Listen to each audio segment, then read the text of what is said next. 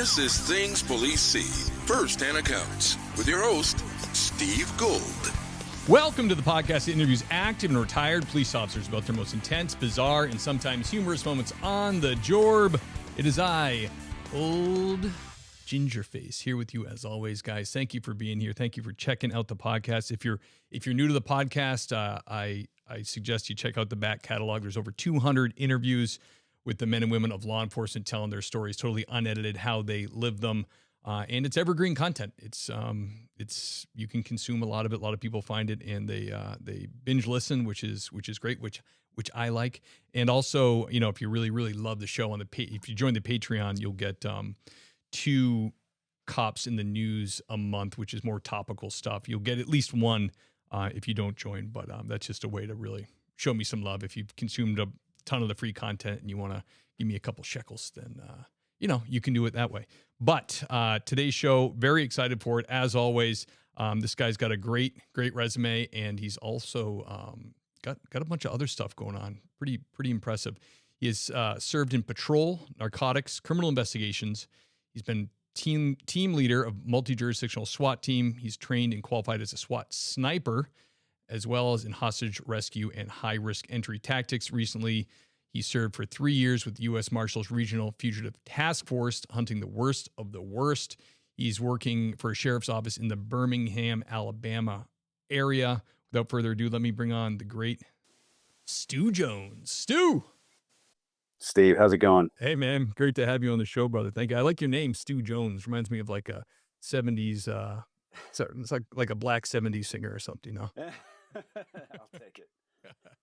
That's great, man. Yeah, so I was saying in the intro, you have a lot of stuff going on, not only just being a cop, so you got a full plate, but I think it's neat. You're an author, and you're kind of like a cop author like I've never had on before. You are writing like a lot of like a amalgam of science fiction, kind of mixed in with today's hot topics. Like I went on your YouTube, and you even made this like video for Omniviolence, a book that's coming out. That's like, I was wishing it was like, I'm like, man, is this going on Netflix? Is this a show also? Because it looks sick, like very Orwellian, those type of topics. It's crazy. Yeah, So for sure.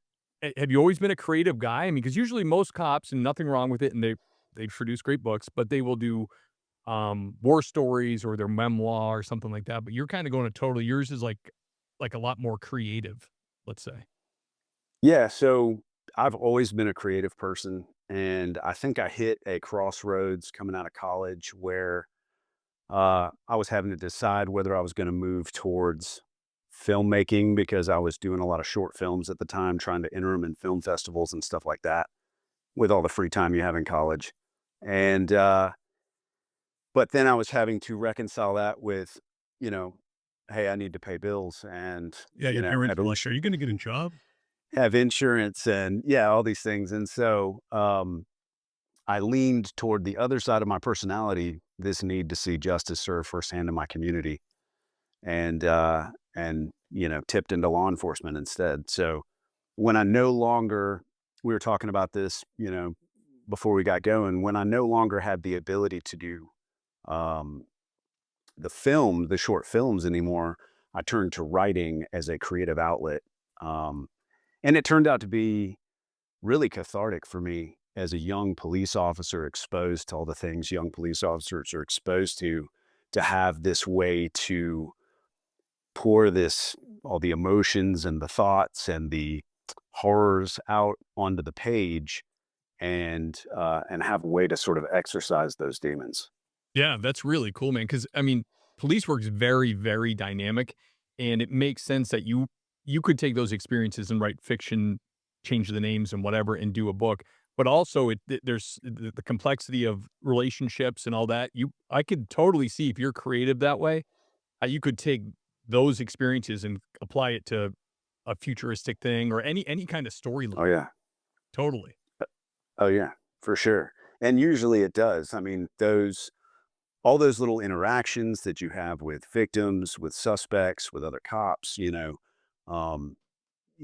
heard over and over again, all cops have heard this, that you have front row seats to the greatest show on earth, right? And so cops by nature are students of humanity. I mean, we know people that better than people know themselves sometimes. And so when you soak all that in as a creative person and then you go to create characters, it really helps in creating really three-dimensional, realistic characters in a story. Absolutely. I've thought that before in police work, and I don't know how to describe this, but I think you'll understand. Like, have you ever met, like, clientele we meet that, like, are they share attributes that are so similar that it's sometimes you're like, "Have I dealt with this guy before?" But it's not, it's a totally different person, but you're like, Yes. you're all and I'm not talking about race or body composition, I'm talking about, like, the way they are. It's even their manners and how they speak, you're like, "You are a certain type of person I can't put my Right. finger on." And if you're creative like you are, you could be like, "That could be a race of people. That could be an alien Sure. race like this." You know what I mean? Like, I've thought about that before. I can't quite describe it, but it's like you're dealing with, like, you almost know what this type of person's motives are, what their, MO is for everything. So I think that fascinates me, man. I was actually really excited when I saw that. When we were setting up to do the interview and I was like, "All right, cop, war story book," something like that. And I started digging into it. I'm like, "Man, this is way, way different." This is, even, like, some of the characters are, like, steampunk looking, like, you know what I mean? It's really cool, man. So the funny thing about that is that I have people bugging me all the time about, "Oh, you should write police procedurals and Fun. or, write detective stories, all this stuff." And all I can think is, ugh, like that. It's way too much like the job. It's like almost Right. part of it for me is separating from the job to some degree. And even though I bring a lot of those experiences with me into the story, um, everyday life is everyday life. I can go out here and do that. I want to experience something different.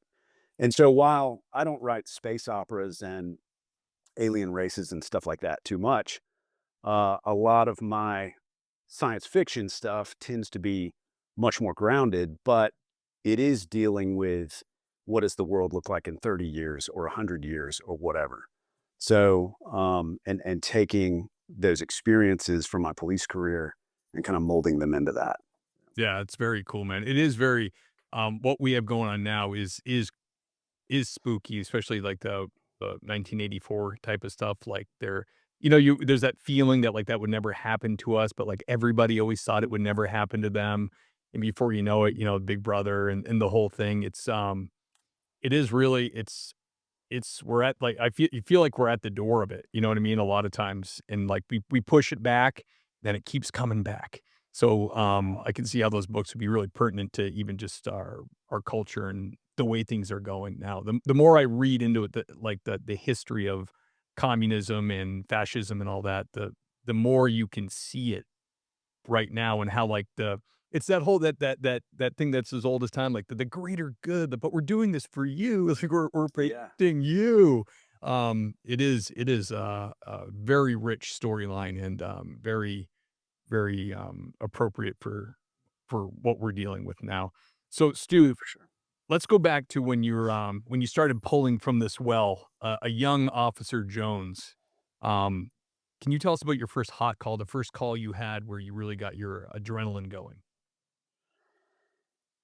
It's funny how, and I'm sure you've had scores of folks on the show say the same thing, but after a while, further into your career, it all starts to blend together, and the things seem to be. It's just another day at work. It's not. It's another death, another homicide, another grisly scene, whatever, car wreck or whatever. You know, it tends to become just another day at work. Whereas when you're a rookie, every new event is impressionable. And so that's why a lot of people have those stories from their rookie years because it's like it was you're being shocked over and over again. But one of the probably the first hot call that really sticks in my brain was a burglary in progress. And it's burglary in progress is pretty run of the mill. I was on training car, and for some reason, my training officer in phase one was letting me drive. I don't know why, but we were a few weeks into it, so I'd probably Tired. been, yeah, I'd been on, probably 3 weeks into the job at this point, so brand new. And I'm driving, and this burglary in progress comes out, and he's like, "Let's go." And so I kick it up, lights and sirens, all that, and my heart's going, and the information keeps coming out as we're going and filling in the gaps, and start realizing that it's not just a burglary in progress, it's a potential home invasion, kidnapping. Mm. And so we go screaming up to this nicer area of town, nice neighborhood, gated neighborhood, find out that basically an estranged husband has tracked his wife and children down who are staying with her parents, and he's breached the house trying to trying to get them. And so we come screaming up and bail out, and my training officer's like, "Follow me." I didn't know what I was doing. I was, totally lost. Yeah. So I go running up with him, like bounding from tree to tree up through the front yard, and we get there, front doors open, and a couple other, veteran guys on the shift. They make a move for the entrance. We follow in behind them, and we encounter the guy right in the doorway. And, he got butt stroked with a shotgun or something. He goes to the ground, had a pistol on him, and we get him in custody. And I'm kind of shell shocked. And my training officer's like, "Hey, we got to clear the rest of this house." So I'm like, "Oh, okay." So we go clear through the rest of the house. We find the wife and the two little girls in a back bedroom where they barricaded themselves in. Yeah.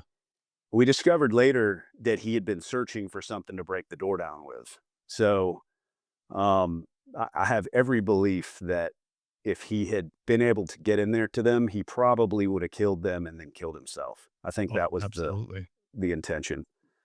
Um, so that was probably the first one that was a real wake up call. Yeah, that's a good one, man. Absolutely. What did you think about, like, when you went home for the shift that night? Were you like, "Whew, this is the real deal," or were you excited by it, or were you kinda like, "Wow"? I was excited by it, but it also felt kind of heavy. And Yeah. you have that kind of heaviness that sits on you, and but I was jazzed up by it. I was like, "Oh, this is great!" Like we saved people today. Yeah. Um, that very well could have had a very different outcome if he'd killed his whole family. So um, which there's plenty of other calls like that. Where it didn't things didn't work out. We didn't quote save the day. Yeah. But yeah, That's a good one. Yeah, I mean, that's when you're that new to it too, it's like it's intimidating because 'cause you're like, "How am I gonna get to the point where I make decisions that quick?" Or you know what I mean? Like, you're like, right. "Man, there's no real dress rehearsals for that." You can do all the role playing you want in police academy, but when you're jazzed, like, when your pulse is Yeah. in neck and you are pumped, it's hard to see that, "Oh, someday I will be that guy." Like, I'll be Yeah, and when you're new and you're on the job, like, and you don't know which way is up, it's like, let me follow the lead of these veteran guys, and because they know what they're doing, and, that's how all of us learned, was following in the footsteps of the guys who knew what they were doing. Yeah. No, So, absolutely. Yeah, before they had all this fancy field training and all that, it was just like you the boots got broken in by the senior guys, and they decided when you got to do something, right, exactly. Yeah. and hopefully Yeah, we because that would be, 20 years ago now, so, that happened. So, yeah, it was a little bit different. The FTO program was a much different thing back then than it is now. Yeah, when I first started, the place I started at was looking at, like, "All right, we need to modernize, we need to get, a literal, like, sheet with check boxes for these guys, like, we can't just Yeah. do this anymore." Um, and Can't just toss them some car keys. Right, and it's overwhelming for admin because they're like, "Oh my gosh, we're not gonna this guy's not gonna be useful for us for, like, 5, 6 months in academy, then 3, 4 months field training, like, this is a real pain in the neck. We just want these guys, you know, from their point of view that hit the road. Your shift coverage now." Right, right, for sure. But, yeah, I think LA, my buddy Ken, he was LA copper for over 20 years, and I think they ride with the guy or even when he did it for, like, a year. it's like really Yeah. long, really Yeah, long. yeah. Yeah. I mean, And ours has gone more that direction too. It seems like it's, you know, each phase is multiple weeks, and then you've got checklists and you've got benchmarks and you've got all those things. And then for brand new people, academies in there at some point. So it's gonna take the better part of a year to get through all of that now. Used to be, you know, and this was I came in on the front end of when the FTO thing was starting to get going, but used to be they kicked you some car keys and were like, "Hey, this is where you need to be driving around. Go figure it out," you know? right. Yeah, Um, go do some stops. yeah. Yeah, absolutely. Damn, that's a good one, brother. Um, Stu, can you describe the strangest or most bizarre thing you dealt with? Yeah, that one's easy. So obviously lots of bizarre stuff over a 20 plus year career, but the strangest one that really kind of stuck with me, I was doing a stint in investigations, and you know, my department's a mid-sized department, and you know, when there's a big homicide or something, kind of all the detectives end up kind of pooling together resources and everybody's kind of working on it. And so um ended up catching this call came out, you know, person down, all that. We go out there and this house, so the front door's open, there's blood out on the front porch, like spattered all over the place. The blood trail leads into the house. There's blood spread all over the floor. The blood leads through the kitchen, loops around, comes back to the bedroom. I mean, it's everywhere. It looks like they were slaughtering animals in this house, right? Damn. So we find the guy who's down, and he's got a hunting knife sticking out of the center of his chest, right? He's down, he's like down on his back, you know, knife sticking, huge knife sticking out of the center of his chest. And it's like, holy crap, you know, like homicide.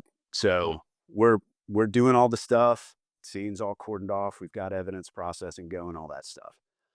Um, and we're about part way through the initial investigation when I discover a journal that belonged to the dead guy, and I start going through it, and I'm chronicling basically a journey of distress that this kid had through high school, never really fit in, trouble with his parents, trouble with drugs, all this stuff. He's trying to find himself.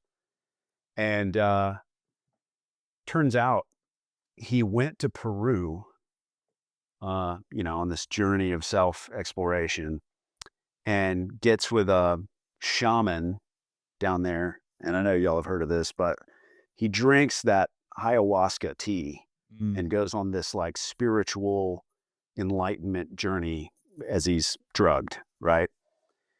Well, so he writes in his journal that that opened up a gateway in his mind to Mm. something. As a Christian, that sounds bad. Right. Yeah, same. So, which is super creepy to begin with, but then he keeps writing in the journal about how it's you know, a pestilence and it's come upon him and it won't leave him alone and all this stuff. And the last entry in the journal is him saying, "I have to cut the demon out." Mm. And so he went to hacking his own chest open with the knife while he's walking around the house. So it ended up being a suicide, not a homicide. Um, Wow. but yeah, he's actually cutting himself open in his own words because he had to cut the demon out of him. And that always was just tripped me out a little bit, you know, like it was like Yeah, so bizarre. Yeah.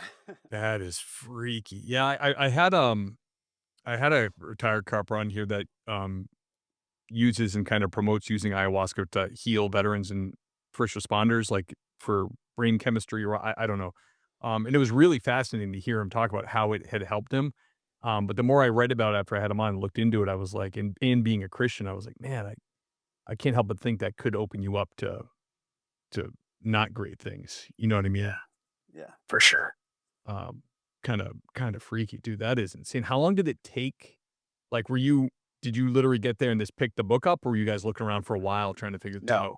No, we'd been there for several hours. I mean, we'd been there, uh, the ETs are processing the scene. We're probably on scene 4 or 5 hours, like just going through everything and talking to parents and, getting all the information, trying to figure out if he'd been with anybody, all that kind of stuff, just to see like, because it looked like a homicide, so, um, just trying to connect all the dots. And it wasn't until I just I just picked this book. I could tell it was a journal, and I Yeah. just picked it up and I went to looking at it. It was kind of open. It was bookmarked to a certain page and I flipped it open to those final words. And it was like, oh my gosh, so Like, yeah, it was your yeah. hair must have been standing up on your neck reading that. Yeah, yeah. Yeah. It was creepy for sure. Damn. Do you have anybody in his life that knew what was going on? His dad was pretty dialed into it, and his dad basically said, "Hey, he's always been a troubled kid. I'm not trying to act like he's some, perfect child." But he went on to say, ever since he went to Peru and had that spiritual journey with the shaman, he's never been the same. Something happened to him. Man, So that's that's pretty ballsy too, going down there by yourself and taking some other country's shaman's drugs. right, Oh, yeah, I mean, jeez. right, Man, you must have been desperate. terrifying. Yeah, total. That's a good one. That is very, very bizarre, brother. Damn. Stu, can you tell us about your most intense or terrifying call you've had? Um, they it's funny, like I said, they all kind of blend together after a while, and when you have so many, I guess, critical incidents. Um, I was laughing at a show on the radio the other day was saying, "Do you know that the average person experiences one or two, critical incidents that might cause post-traumatic stress?" And I was kind of chuckling at that, like the average cop sees how many, hundreds and hundreds and Yeah. hundreds.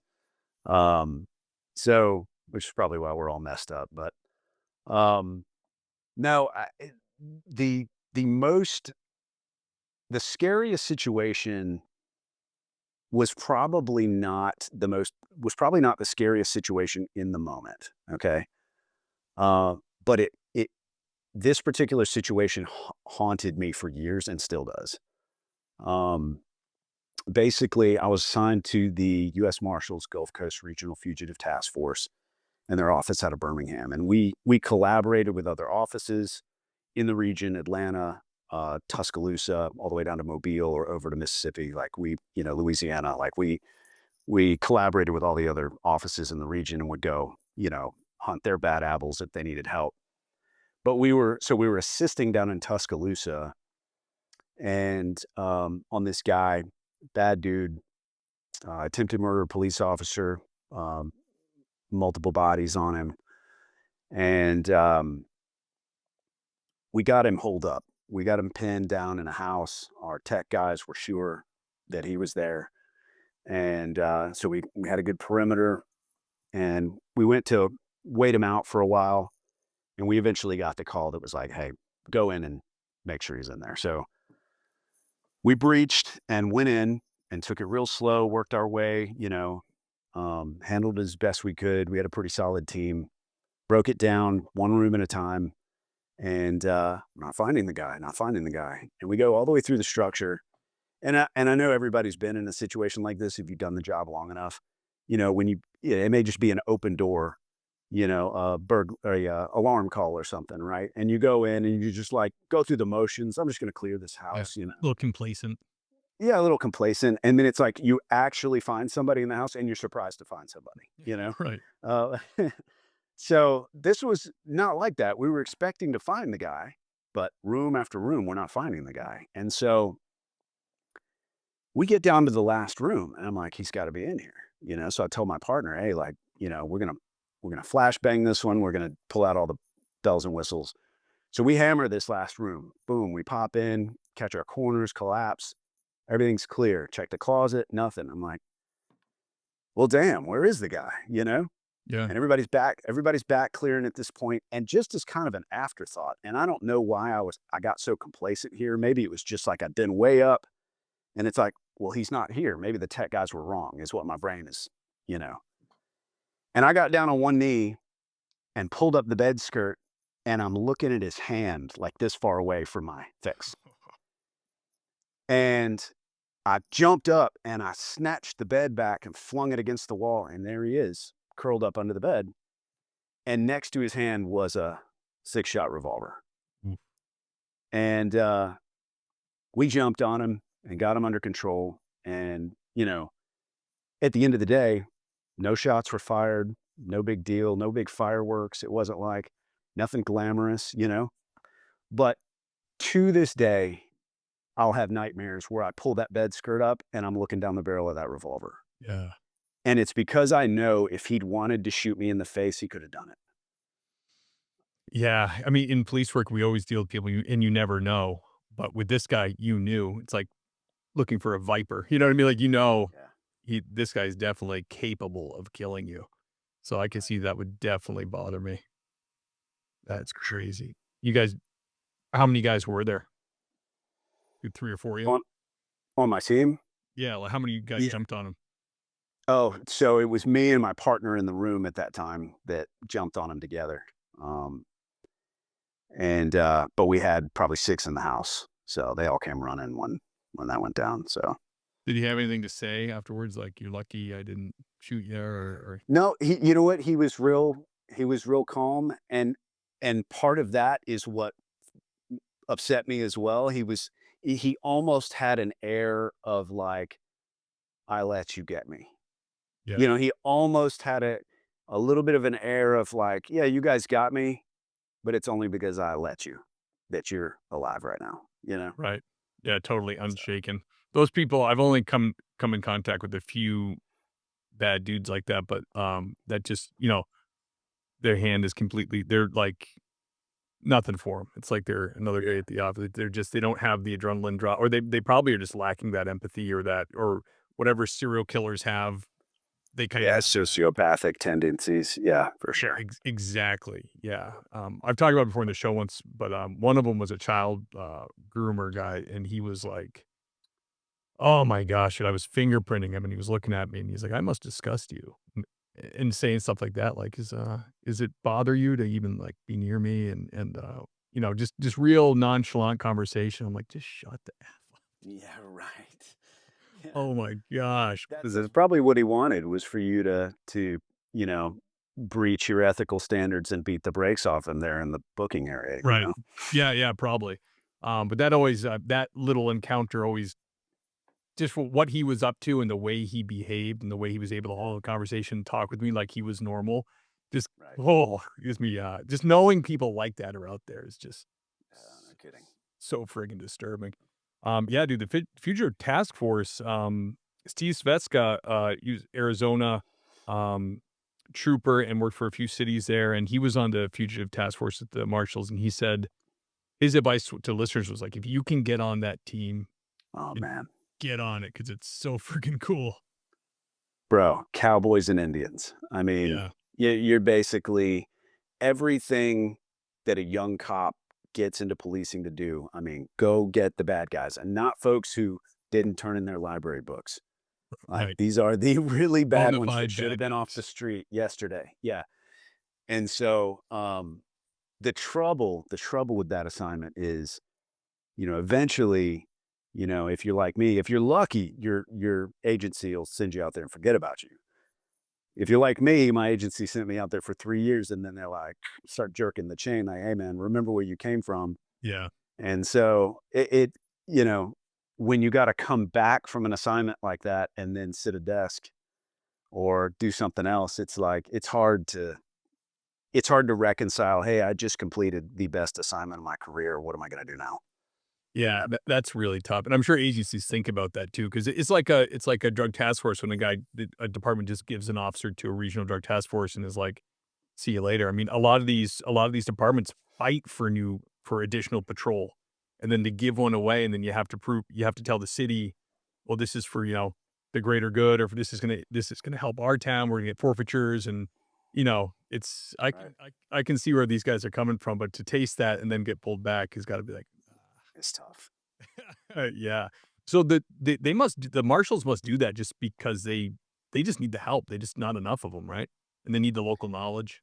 Yeah, man, and so it's multifaceted there. So basically, the the deuceums that are there, the marshals, the deputy marshals that are assigned to the task force as investigators, they end up being the team leaders of the different teams. So they're kind of the quality control of the group, but they need the local guys who are sworn in as special deputy marshals to do a lot of the legwork and to also have the state level in for signing warrants on new charges or, pursuing other state level things. And so they kind of need they have to have that collaboration because at the federal level there's a lot of stuff they don't enforce that needs to be Right. enforced. So it's really, I mean, those task force guys are they get a lot of good training. They get a lot of good exposure. I mean, thousands of high risk entries in just a few years. So That's cool, man. Yeah, I have noticed that with special agents that have come on, they have like when they go through their academies, there's like one or two federal codes that it seems like that's what they can do. I mean, it covers a lot of different stuff, but I could see where there'd be tons of holes. And also having to trying to fit things into a federal crime and dealing with the U.S. Attorney's Office is just not tenable either. yeah, right. Total pain. Yeah, that was a great one, man. Thank you. ProForce Law Enforcement, the best damn cop shop in the nation. Whether you are purchasing for an entire agency or an individual officer looking to buy firearms or duty gear, these guys are the best in the biz. With law enforcement exclusive pricing, ProForce Law Enforcement is a place you want to be buying your guns and duty gear. They carry all the top industry brands, and the guys and gals that work there understand exactly what law enforcement officers need. As a listener of this show, you get access to exclusive pricing on the gear you depend on every day. Visit tps.proforceonline.com for special deals on optics, duty gear, and tactical accessories that aren't available anywhere else. Really, really good deals on this. The link for that will be in the show notes. You can also visit their showroom in Prescott, Arizona, or store in Brea, California to get hands-on with the gear, or shop nationwide at proforceonline.com. Their dedicated law enforcement support team is always ready at 1-800-367-5855. Thank you, ProForce. Do you have a positive or heartwarming call that you went on? No, I'm not going to say a call necessarily, but so I'm in the, I guess you could say I'm starting basically the twilight of my career here with 20 plus years, and I a few years ago got moved. Once I promoted to sergeant and did some more time on night shift and kind of bounced around a little bit. Our sergeants and lieutenants get moved around a lot just for different exposure, and so um, I got moved to the school resource unit, which for a guy like me Wow. That's sounded like crazy. it felt like a death sentence. It's like, Mm. I'm an action guy, man. Like, I want to go run around. So to get put, but they did it because of my tactical experience and all that. And I'm going to be honest, when I went out there, I had a little bit, sour grapes over it. And my lieutenant out there was a good friend of mine. And he said, I'm going to tell you like this. He said, this might be the one police assignment where you can go to work every day and have more positive interactions with people than negative ones. Yeah. Because and you start to see that, like, one, the mission of keeping kids safe in schools is vital, right? Right. And SROs get a lot of crap by the rank and file, the knuckle draggers on the street, Right. but The but knuckle it's draggers. Like, yeah, but it's an important mission still. And yeah. so and from a positive mindset, I like my mental health improved just by, when you go to work and you're like high-fiving fifth graders and playing basketball with, junior high kids and stuff like that. It's like, it's kind of hard to have a bad day, like you have an opportunity to positively influence these kids who otherwise might have a negative view of the police, And so plus with your resume, like you were a hard charger. I think what I see school resource officers getting their chops busted is the one that like goes to school from day one and oh then yeah, and never leaves. Cause then, I mean, a street level guy's never going to bust your balls for that. Cause you've done the job. I think it's the right. people that kind of hide quote in school. You know what I mean? Because Yeah, it is. I mean, right, it is a great for you. It makes total sense. And it is a really really great tool to get kids exposed to cops and kind of fix that cultural problem. You know. for sure. So in the school in particular, are you guys? Is it a big enough school where there's more than one of you? Well, so we handle all the county schools. So that's 15 schools. Oh wow. It's a big county. So Yeah. 15 schools. So I have, I'm one of two sergeants, and then we have a lieutenant over the unit. So I manage the SROs at all those 15 schools. So I'm driving around all day long, checking on them, making sure they have what they need, beans and bullets, and then, shaking hands with administrators and making sure that the bridge building mission that we're there for is being successful and Right. all that stuff. So, Oh, that's cool. Yeah. I for a while we had when I was on the Cape working, our school resource officer was out with an injury, so whoever was in the sector for the high school had to kind of fill in, and yeah. it can be a very difficult job because I caught a couple cases there that were like because you're dealing with parents, the school, and kids of very some kids that are considered adults, some kids that are minors, and it gets very muddy very quick when you're dealing Yeah. with, like, kids that were dating when they were 16, nude pictures involved, Oh, yeah. one is 18 and still has the pictures, but this one's still 17. Now it's child porn. The parents want charges. The school wants you to do nothing. You know, Yeah. it is Oh, that's every day. That's it every day for gets us. Yeah. freaking frustrating. It's like, "Oh my gosh, what do you want me to do?" Yeah. So it is a very like, people think that it's not a challenging job. It is because it's people especially when the kids get to know you and trust you, they will tell you things you cannot ignore. Right.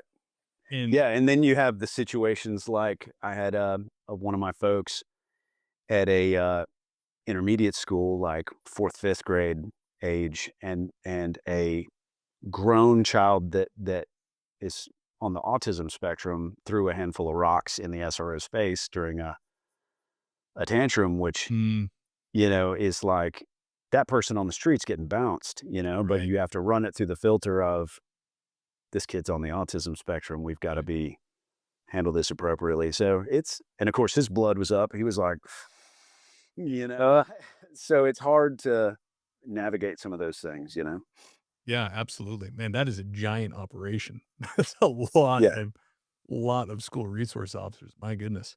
Um, so really popular question on the show is advice to new police officers. A lot of people listen to the show are thinking about getting into the job. They're in backgrounds. They're about to start academy, or they're just taking the step of doing a ride along, trying to figure out if this is the right thing for them. What would you tell these people looking into law enforcement? You've gotta be you've gotta be a whole human being to make it in this career, okay? The cops who fizzle out, burn out, become toxic, or worst case scenario, suicidal, those are people who are not able to separate who they are as a person from the job of police work. And so when things go bad with the job, things go bad with them personally. And um, that's something that a lot of cops struggle with on the mental health front. Yeah. And so for me, it's twofold. One, you mentioned being a Christian. I'm a Christian as well. I personally don't know how anybody makes it through a career in law enforcement without Jesus. That's just Yeah. that's my 2 cents. But being able to reconcile early on, hey, I am not a Superman. There's only so much I can do. I'm going to do the best job I can do. And when I hang up my belt at the end of the day, I'm going to know I've done everything I could do. And even if I couldn't save everybody or I couldn't get there in time or whatever, I did the best I could do.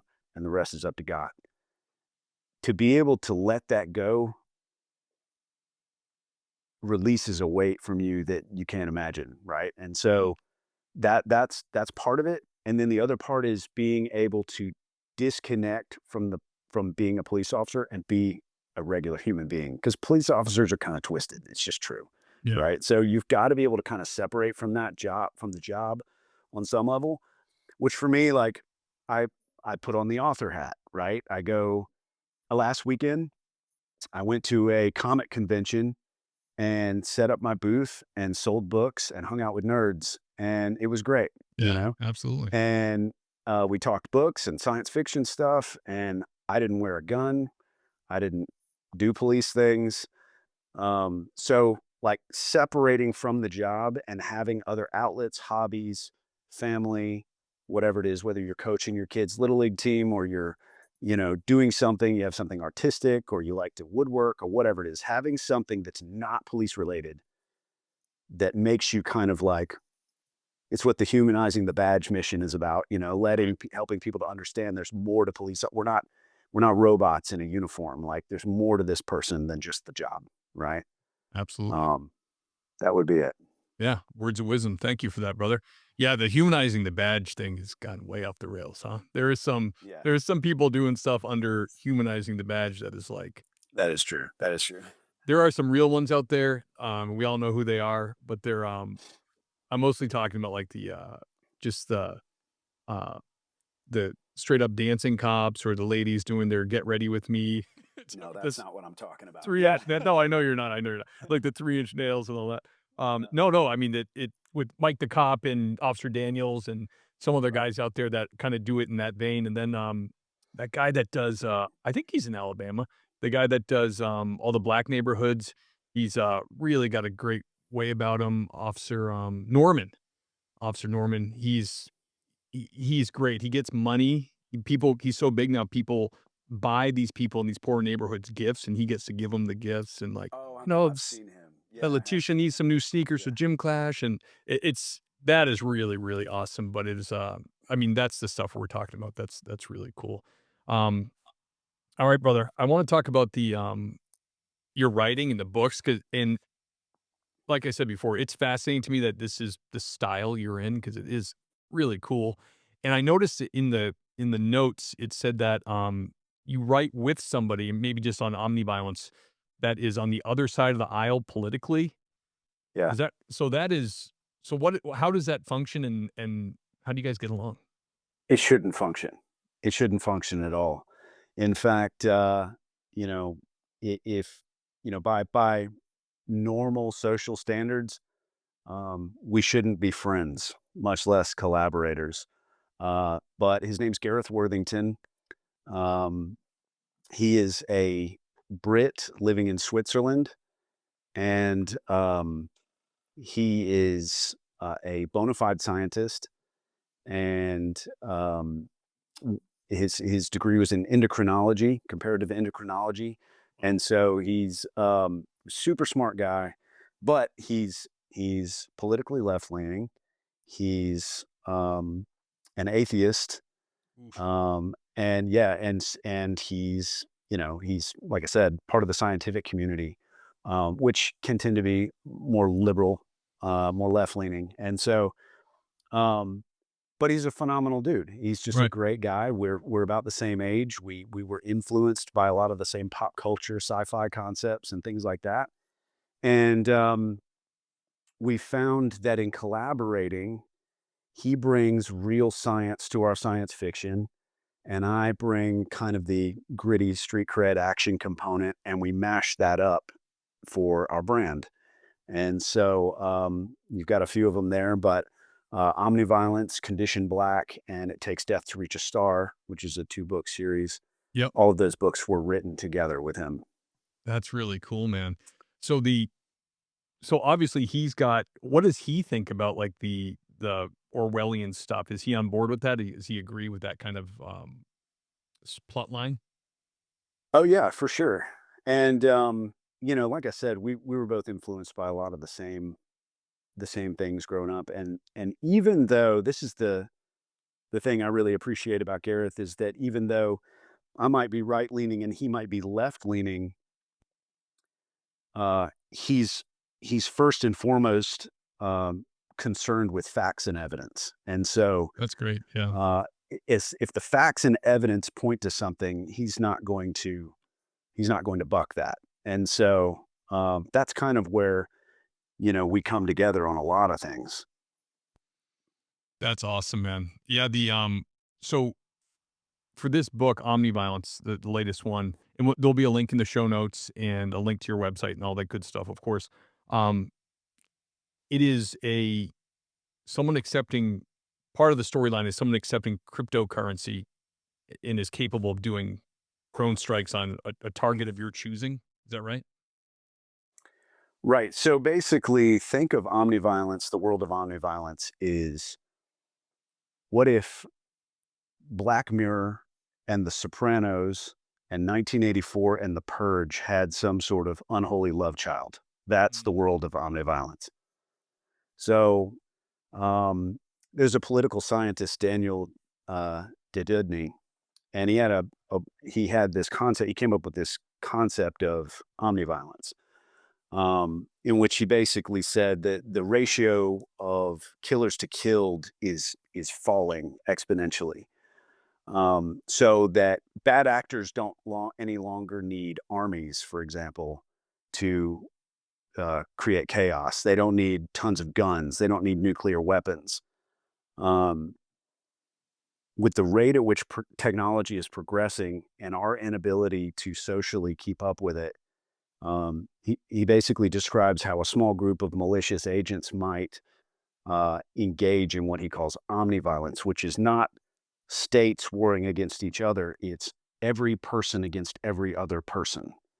And so when you start to think about what that actually means, um, you like the Raiders, I like the Bears. We have a disagreement on social media about which team is better, but I hate you and your opinion so much that not only do I want to cancel you, I want to actually kill you. We're getting there in social media these days. I know. It's So, bad. so now what happens when that hate and that intolerance for one another intersects the technological ability to actually carry it out? That's omniviolence. So, uh, I hate you so much. Now I arm a small quadcopter drone with a little bit of explosives, and I send it through your living room window and blow up, you and your whole family while you're eating dinner. Right. Um, Totally, so totally doable too. right, If you go on DJI's website that make all those drones, they're like, oh, these new features that you can lock it onto your body and it will follow you while you're mountain biking. Like right, totally, totally doable. terrifying. Yeah. So now let's explode that out to a much grander scale, right? Um, like a small group of malicious agents could get a small quadcopter, a few inches in diameter, attach a 1 or 2 gram shaped charge to it, and that you can order those from a drone manufacturer in China, let's say, and then you have AI work a program into it that's analyzing thousands of photographs of the kind of things you want to target or the kind of people you want to target. And considering that a 1 gram shaped charge can punch a hole in 9 millimeters of steel, it's reasonable to believe you could bust people's heads with that, right? Right. And so, you know, you pile 3 million of those things into a semi tractor trailer, and you drive 3 trucks up into New York City, and you let them all go running that algorithm. It doesn't even have to be very effective. Only 5 or 10% of them have to hit the mark. But think about the chaos that would ensue, Yeah. right? So it's becoming more and more realistic. That sounds like science fiction. It's not. If you look at what Ukraine has been doing Yeah. I was in gonna fighting say. Russia, Yep. yeah.